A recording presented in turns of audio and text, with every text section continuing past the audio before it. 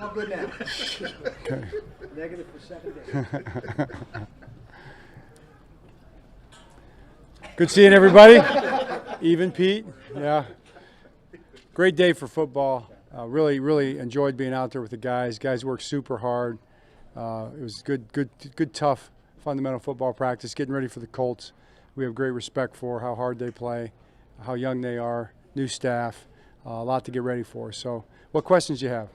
John, obviously we saw the news about Ardarius. Can you just update us on what the injury is, what the status is going forward? Yeah, the injury is upper body muscle deal. He's being evaluated, I'd say, this week, just to see what the term of that might be. It'll be multiple weeks, and we'll see where it goes. John, you've had a lot of emotional big wins in division before. After those games, do you ever have a feeling, or have you ever or planning to right now address the team to maybe avoid that quote-unquote letdown after a loss or a win like that? Yeah, I'd never use that word. Not even sure how it applies really in that sense, but I think we have a mutual understanding right now, kind of a vision for how we want to approach wins and losses and everything else in between. You know, we talk about that. It's not just all of a sudden we've got to come up and say, hey, we won a game, now what? You know, this is something that we're here together every day, you know, and from the off season through training camp, these are the kind of topics that you have when you're building together as a football team. And so, you know, Patrick Queen, be one of the captains this week, he spoke to the guys and he brought that up in the post-practice little talk he gave there, and did a great job with it. But it wasn't anything anybody wasn't thinking about. You know, it's 1 week at a time. You got to be 1-0 every week, and that's what we're trying to do. And really 1-0 every day, 1-0 every drill, period, play. That's what we shoot for.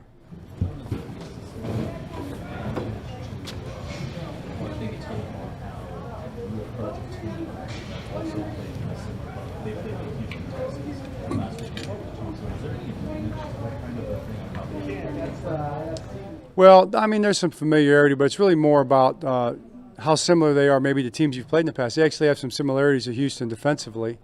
They're kind of the same family tree defensively, scheme-wise. So that's something that we can use to our advantage in some respect. And it's kind of how it works around the league. I mean, it's kind of the San Francisco, Seattle tree defensively. So you certainly learn to understand how those different kind of groups of coaches operate.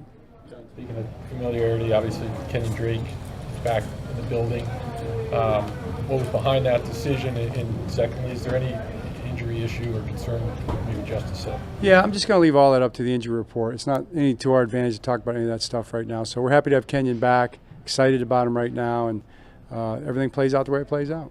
What does he bring for, other than familiarity? Oh, yeah, I mean, he's talented. I mean, you've seen him. He was in camp in preseason there.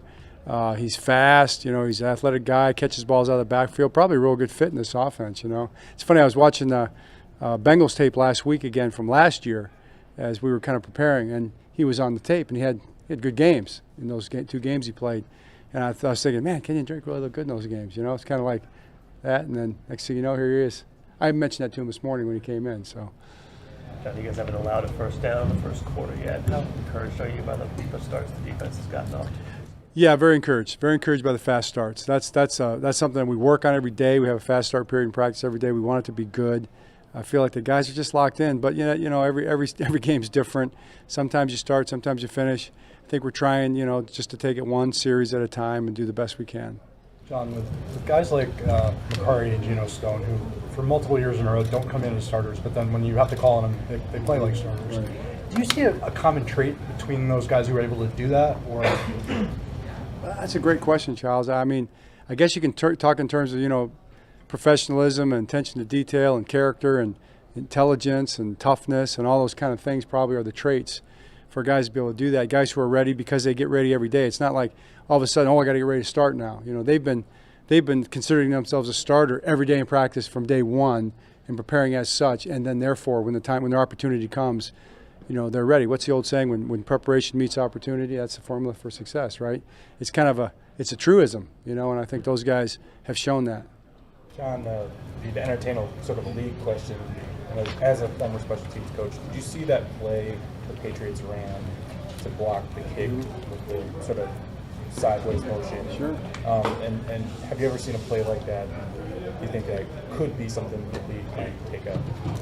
I haven't seen that. I thought it was a really great play, really well executed. They were able to time up the snap operation perfectly well.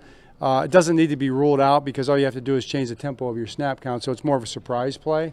I think now people that, for that to, if that's something they think a team might do against them, then they'll just kind of change up the timing of the snap count. But what a good idea that was. And they got it. It was a great play. I thought it was brilliant. What do you thought on the Colts defensive front and their linebackers? Yeah, that's the number one issue for sure, Mike. I mean, that front is outstanding. The two tackles are two of the best in the league.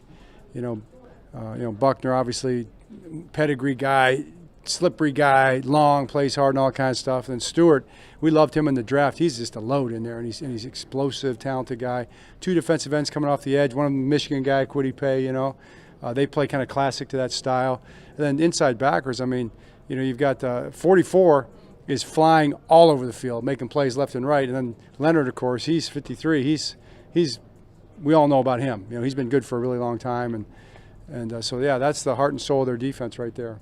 John, the challenges of preparing for two quarterbacks with different stylistically, Gardner and the Colts, we know at this point. Yeah, it's definitely, Pete, something that we've got to take into account. I mean, they run the same offense, but they run it differently, and there's one might lean toward one area, another might lean toward another area more, and you've got to play to the strengths of the quarterback, so you've got to defend to the strengths of the quarterback.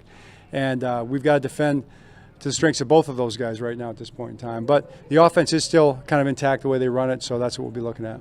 John Mustipher stepped in and played a really good game.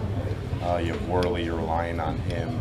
Is it kind of testament to all these guys stepping up, just how much emphasis you put on kind of the back roster building and finding different ways to acquire players?